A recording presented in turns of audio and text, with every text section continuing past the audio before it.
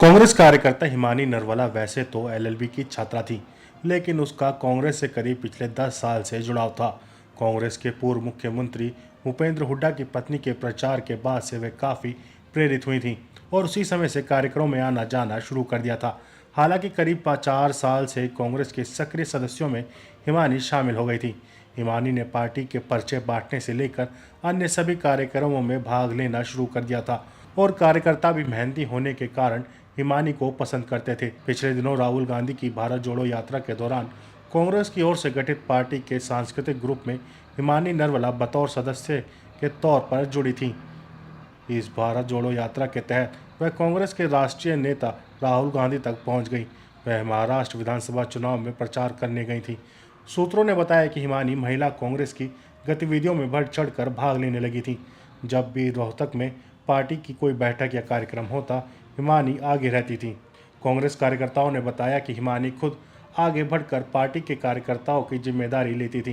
राहुल गांधी की भारत जोड़ो यात्रा के दौरान पार्टी ने हर राज्य में उसकी संस्कृति के हिसाब से सांस्कृतिक ग्रुप गठित करने का निर्णय लिया था। हरियाणा की तरफ से गठित ग्रुप में हिमानी नरवाला शामिल थी, क्योंकि वह कॉलेज स्तर पर सांस्कृतिक कार्यक्रमों में भाग लेती रहती थी।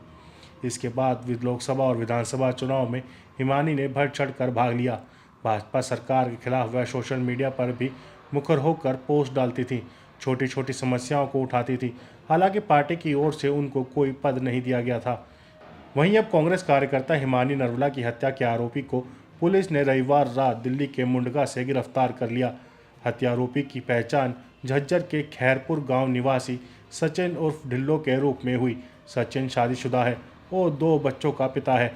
हत्यारोपी 1.5 साल पहले सोशल मीडिया के जरिए हिमानी का दोस्त बना था और पिछले कुछ महीने से उसका हिमानी के घर आना जाना था।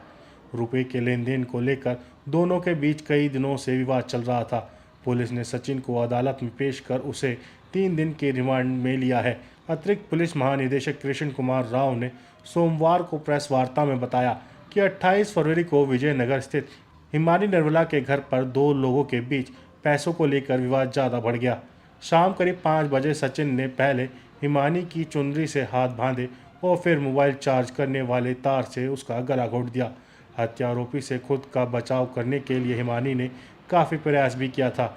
इसी जद्दोजहद में सचिन के हाथ पर हिमानी ने नाखूनों से नोचते हुए बचने की कोशिश की थी। हिमानी की हत्या करने के बाद सचिन लैपटॉप, जेवरात और अन्य सामान लेकर हिमानी की स्कूटी से झंझर के गांव कानौंदा में अपने मोबाइल रिपेयरिंग की दुकान पर गया। यहाँ उसने सामान रखा और करीब 3 घंटे बिताए। फिर उसी स्कूटी से दोबारा हिमानी के घर पहुँचा। वहाँ पर हिमानी के खून के धब्बे से सना रजाई का कवर उतारा और अन्य साक्ष्य मिटाए। इसके बाद सचिन ने शव को सूटकेस में बंद किया और रात 10 बजे वह ऑटो रिक्शा लाया। ऑटो रिक्शा से वह दिल्ली बाईपास पहुंचा और वहां से बस में सवार होकर सांपला पहुंचा। सचिन ने सांपला बस स्टैंड के नज़दीकी दीवार के किनारे झाड़ियों में सूटकेस को फेंक दिया। शव ठिकाने लगाने के बाद वह अपने घर पहुंचा। आप इस खबर के बारे में क्या सोचते हैं, हमें कमेंट सेक्शन में बताएं। साथ ही ब्रह्मास्त्र न्यूज़ को सब्सक्राइब और शेयर भी ज़रूर करें।